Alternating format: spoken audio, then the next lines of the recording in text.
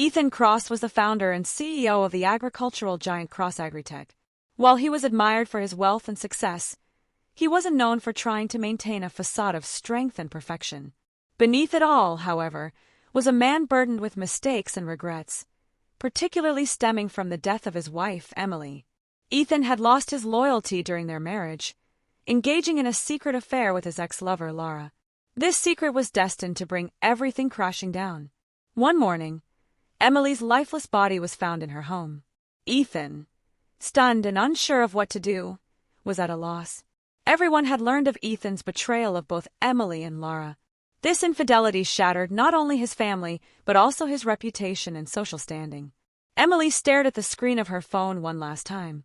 The messages between Ethan and Laura exposed the betrayal in plain sight. These pieces of evidence documenting the collapse of her marriage constricted her heart. Writhing with anger and disappointment, she decided that night to unveil everything. She could no longer allow this deception to persist. Emily's hands trembled as she made her way to Lara's house in the cold night. She knew it wasn't just from the chill.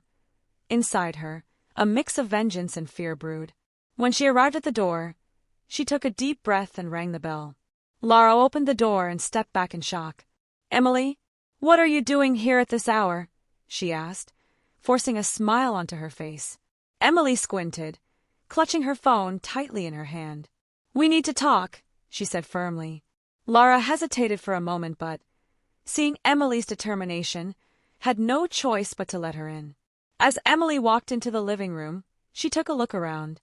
She now knew very well that this was the place Ethan had frequented during his so-called business trips, under the guise of visiting just a friend. Her rage swelled as she sat down and began to confront Lara. Lara stood before Emily, trying to appear calm. "I can explain, Emily.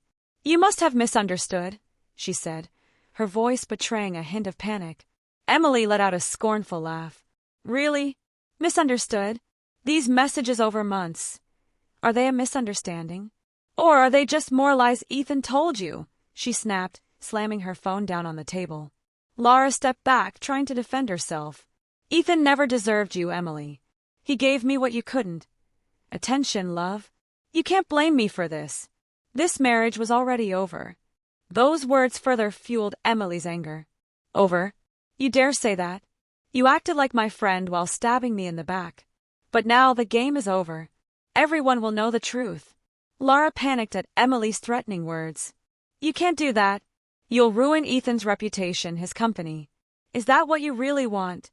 Emily took a step forward, locking her gaze on Lara. "No matter what, you both deserve this. Nothing will stop me now." As Ethan stepped into Lara's house, the voices coming from inside caught his attention. Emily's furious shouting and Lara's defensive tone signaled chaos.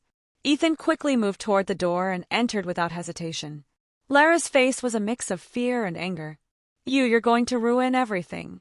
"Ethan was never supposed to find out," she yelled, advancing toward Emily. The tension escalated as the two women moved closer to each other. Ethan intervened, trying to take control of the situation. "Stop. Both of you calm down right now," he said. But his words did little to diffuse the rage in the room. Emily stepped forward, pointing a threatening finger at Lara. "I'm done with you. Ethan, the company, everything is going down." Lara, trembling with tears streaming down her face, grabbed a vase from a nearby table. "You can't threaten me," she screamed, appearing ready to make a move toward Emily. But at that moment, Ethan leaped forward, snatching the vase from Lara's hands and pushing her back. "Enough," he said angrily. Emily looked at Ethan with a mocking expression. "Now you're trying to play the hero? Too late, Ethan. Nothing will ever be the same," she said, turning toward the door to leave. Ethan's mind was in turmoil. Emily's harsh words, Lara's erratic behavior, it all felt like a disaster waiting to happen. "Emily, wait," he called after her. But Emily wasn't listening. She opened the door and stormed out. Ethan glanced at Lara's trembling hands for a moment, then quickly ran after Emily. Emily was still trembling with anger as she stepped outside. Ethan caught up to her and tried to stop her. "Emily, please. Let's calm down before this gets any worse," he pleaded. But Emily shook her head firmly. "Don't touch me, Ethan," she said in a cold voice. "You, Lara, you're all the same." Ethan took a deep breath, deciding not to resist further. "Just listen to me," he said. "You can't end things like this. I'll take you home. Rest, and then you can do whatever you need to do." Reluctantly, Emily agreed to Ethan's suggestion. They drove in silence for a while. When they arrived at her home, Ethan dropped her off. "I'll stay here," Emily said. "But tomorrow this ends. Everyone will know the truth." Ethan said nothing. Leaving Emily at her house, he spent the night in a hotel, his mind racing. Early the next morning, Ethan returned to Emily's house. As he opened the door, he was met with an unsettling silence. Something about it felt off to him. Taking careful steps, he made his way toward the bedroom. When he opened the door, the sight before him shattered his world. Emily lay motionless in the bedroom. The bed sheets were soaked in blood. Ethan choked back a scream. Rushing to her side, he shook her, yelling, "Emily! Emily! Please hear me!" But Emily did not respond. Realizing that she was no longer alive shattered Ethan's entire world. In a panic, he pulled out his phone and called the police. The voice on the other end urged him to remain calm, but Ethan simply couldn't. "Something's happened," he stammered, his voice trembling. Emily is dead. Please come quickly." The police interrogation room was heavy with silence. Ethan stared blankly at the cold cup of coffee on the table, his eyes distant and his face filled with guilt and helplessness. Across from him, the detective scrutinized him carefully before speaking. "Mr. Cross, you need to provide more clarity regarding Emily's death. Why did you stay at a hotel last night? And why didn't you call the police immediately after the altercation at Lara's house?" Ethan took a deep breath and lifted his head, his expression weary and disheveled. "Emily was so angry that night. The fight became uncontrollable, and I just wanted to calm things down. I dropped her off at home because she needed to be alone. I stayed at a hotel because I didn't want to argue with her anymore. I didn't want things to escalate further." The detective frowned, jotting down notes. "And what about Lara? According to her statement, you broke up the fight between her and Emily, but she claims to have no involvement in Emily's death. So what really happened, Mr. Cross?" Ethan shook his head as tears rolled down his face. "I don't know," he said, his voice cracking. "When I left Emily, she was alive. When I returned in the morning, I found her like that. I don't know who did this." The detective remained silent for a long time, seemingly searching for a hint of guilt in Ethan's demeanor. "All right," he finally said. "We found messages between you and Lara on Emily's phone. It's clear that her discovery of this affair led to these events. But I have one more question. What is Lara's real role in all of this?" Ethan hesitated, weighing whether it was more important to protect Lara or save himself. But he knew he had to cover things up somehow. "Lara had nothing to do with this," he said, his voice steadier. "Yes, she argued with Emily, but I handled everything after that. That night, I left Lara's house with Emily, took her home, and left her there alone. It was my mistake. I shouldn't have left her alone." The detective eyed Ethan with suspicion. Shortly after, they decided to arrest him. News of Ethan's involvement in Emily's death spread rapidly through the media. Headlines splashed across newspapers. Did the famous CEO's secret affair drive his wife to her death? And the death of Emily Cross. A chain of scandals and betrayals. Within a week, Cross Agritech's stock plummeted. Ethan had completely lost his reputation as CEO. People believed he had not only failed as a husband but also as a trustworthy leader.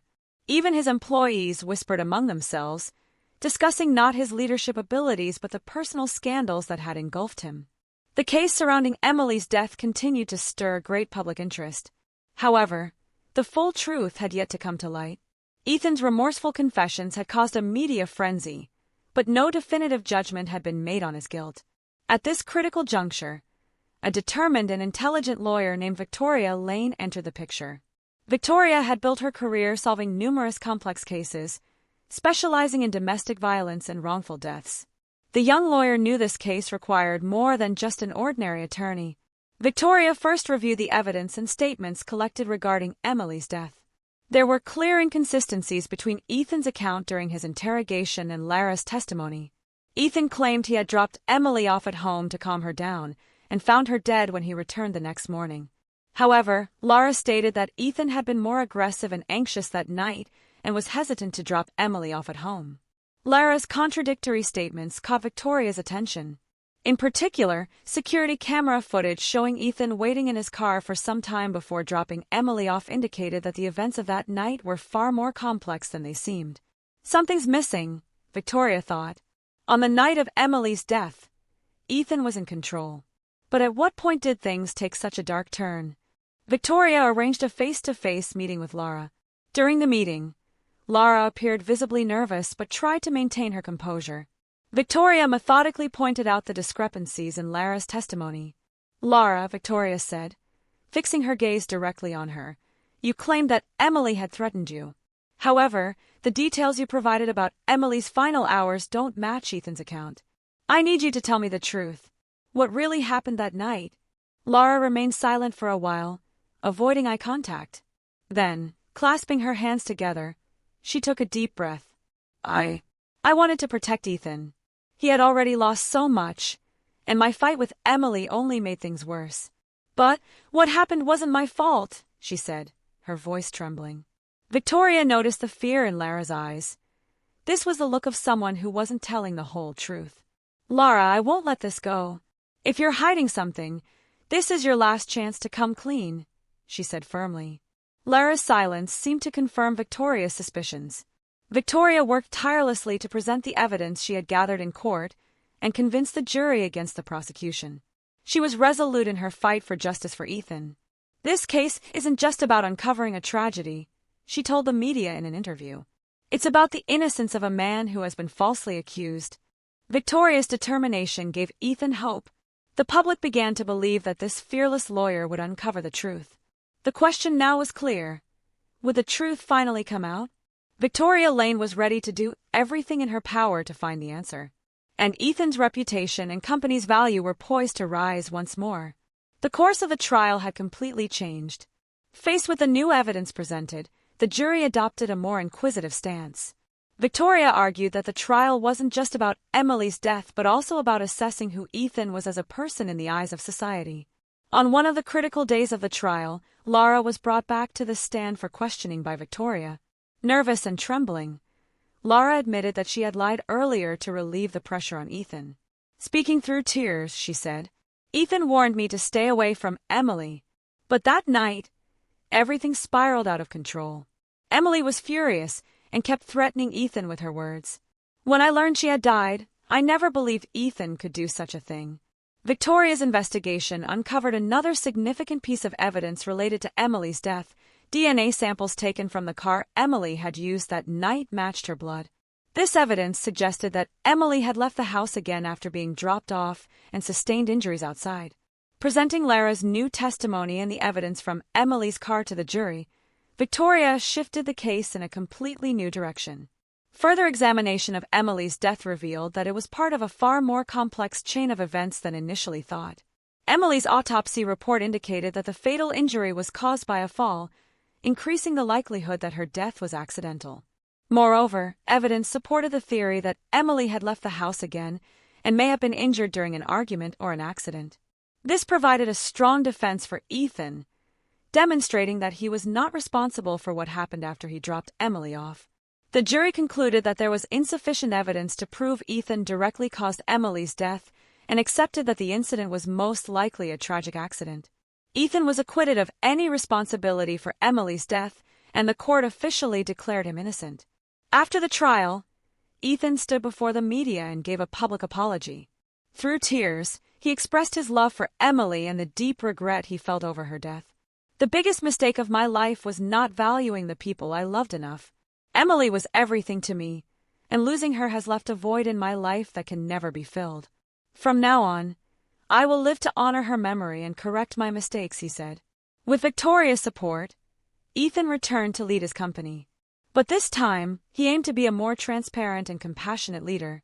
Cross Agritech shifted its focus to investing in non-profit projects to create positive social impact. Ethan also established a foundation in Emily's memory dedicated to raising awareness about women's rights and domestic violence.